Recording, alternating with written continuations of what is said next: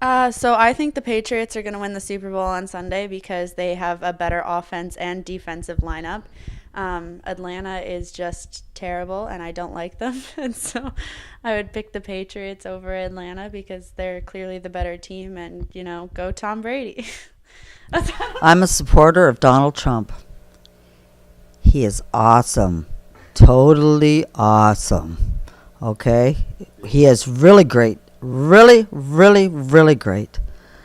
He is the best president for ages. I'm a pure supporter. I hope he does well.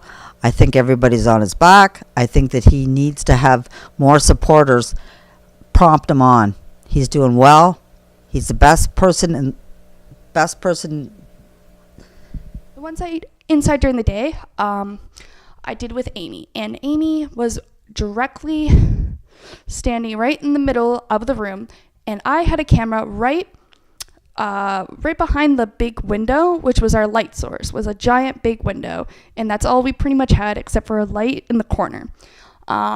With that created shadows underneath her eyes. It created shadows underneath her neck, and it didn't create too much though. It was pretty bright. You could see her pretty well. There wasn't too much shadows. There wasn't too much going on in that aspect. And the one during the night, I filmed with my mom, and there was a light directly above her head. So the light was pouring in on like that. So she had shadows under here and under here for sure. There was big dark spots where the light wasn't hitting. And we also had a couple of lights on each side from, the house lights. But the main source of light was coming directly above her, and that created shadows. I think that London should keep their vending machines with sugary drinks in them because people are more likely to buy stuff out of them. Whereas if you just had like different flavors of water, students are less likely to take it because there's less of a variety. And if you took out Gatorade and Powerade, then athletes would be less likely to use it because that's how they replenish their electrolytes after a workout. Thank all you people who voted for the Liberals, both provincially and federally. Between Kathleen Wynne and Justin Trudeau, they are competing to see who can put us farther in debt. Ontario is the most indebted sub-province or state of any place in the world, and Justin Trudeau is aiming to break that record in record time. Thank you again for voting Liberal. We really appreciate it here in Canada. Thank you very much. Now I'll talk about the outside ones. We did 2 outside shots as well.